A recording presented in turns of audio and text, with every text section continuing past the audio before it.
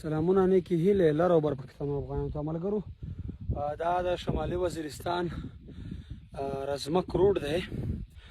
په دې کې دغه کاڼی چې تاسو ته ښکاري دا مخامخ دا وینه تویه شوې ده. په دې باندې د باندې یو سپین ږیری سړی حلال شوی و. د دې کاڼي تقریبا 10-11 کاله کېږي چې دغه وینه هم هغه رقم پاتې ده، بلکې په دې کاڼي کې داسې یو قسم نارې جوړې کړي دي.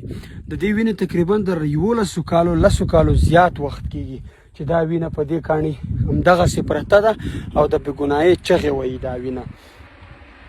ځکه زما هغه یو شعر هم و چې څاروي مو وطني وو، کسابان یې مسافر وو، زمونږ په علاقه کې انسانان حلالېدل، د روډ د غاړې کاڼي یې لا اوس په وینو سره دي، په ورځ کې به 4-5 کسان حلالېدل.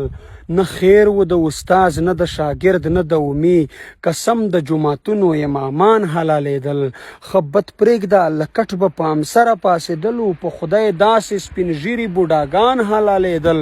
حق جرم و چې چا به هم د حق خبره وکړه، سبا ته به د قوم هغه مشران حلالېدل. څوک شخ بې جنازې شول، د چا لاش په ځمکه وچ شه، څوک پټ حلالېدل، څوک په میدان حلالېدل. نور لنډ اوږده یې څه کړې ګیلمنه صدخیله، په نوم د منافق به مسلمان حلالېدل.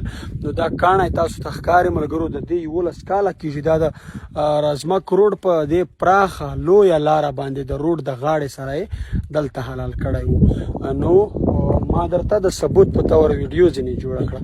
نور موږ د چا دغه سره هغه نه لرو، موږ صرف دا وایو چې نور دې زمونږ په پښتون وطن کې بالخصوص په وزیرستان کې دې هیڅوک نه مري، په دې خاوره دې هیڅوک نه وژل کېږي، هیڅوک دې نه حلېږي. په موږ باندې هم تېر دی ازمایښت ابراهیمي، د پلار په روح به مو بچیان حلالېدل. نو خواست کوو، هیله کوو، منت کوو ټول پښتون قام ته چې نور راویښ شئ، په خپلو کې مه سره وژنئ، یو بل ته قدر احترام ورکړئ. زمونږ اسلام زمونږ دین د امن دین دی، د محبت دین دی.